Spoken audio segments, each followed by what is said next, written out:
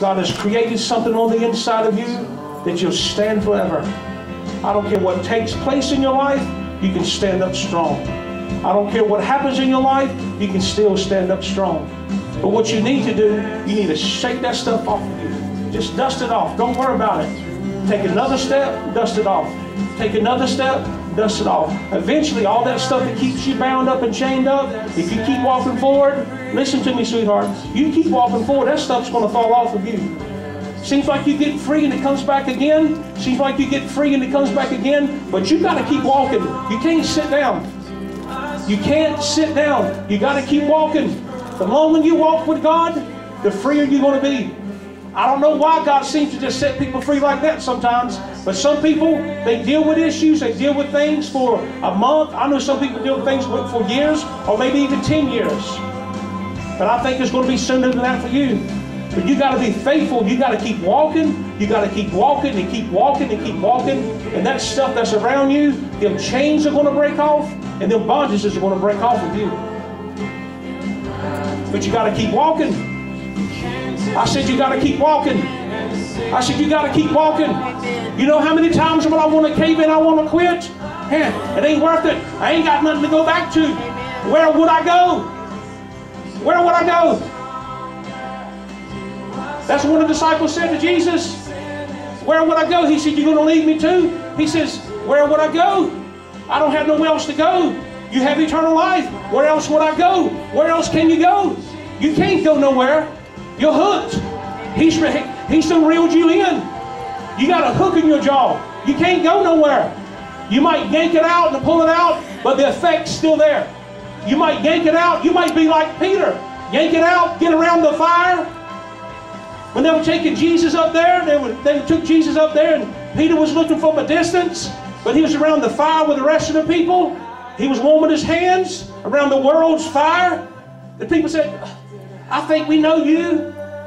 Aren't you the one who used to hang out with Jesus? Oh, no. Oh, you sure? You look like the one who used to hang out with Jesus. Then Peter said, the Bible said that Peter started cussing. Blankety blank, blank, blank. I ain't him. I don't hang out with Jesus. He denied him, and the rooster crowed 3 times or twice. 3 times. It crowed 3 times. I don't care what you do. It don't make no difference what you do. But you cannot and you will not outscape God. Even though you make your bed in hell, God's still going to be there. You'll go home. You'll leave this place. You won't get right with God. You'll go to the cookout with us and hang out with us. You won't get right with God. That stuff will still be in your life. You'll still be tormented in your mind. But deep down in your spirit, you know that God's been calling you. And God's been calling you day by day by day by day, night by night by night. You hear His voice. You know you hear His voice. And you keep pushing Him aside. He said, I'm not going to give up on you that easy. He said, our price has already been paid. And I will not give you up that easy. You won't. So you have to answer the call. You have to answer the call. You must answer the call. So I'm going to have 2 calls. The first call is going to be, if you know that you're away from God and you want to get back with God, you want to get up standing with God, and it seems like you're separated from Him and you want to get things back right with Him. That's the first call. Come on, it's a call. It's a call. The front of this church is open. It's a call. You're away from God and you want to get back right with Him. You want to get things back right with Him. And you know you're away from Him. You want to get things back right. It seems like that's a separation between you and Him.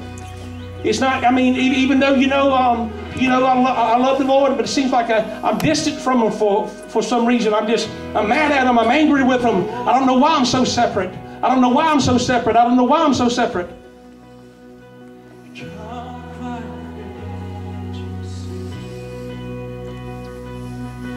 Come on, you got to answer the call.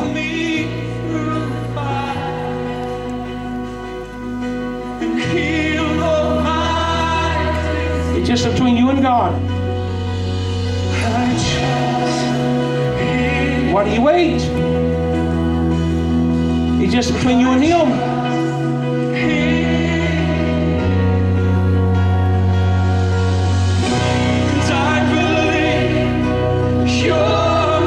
worship Him.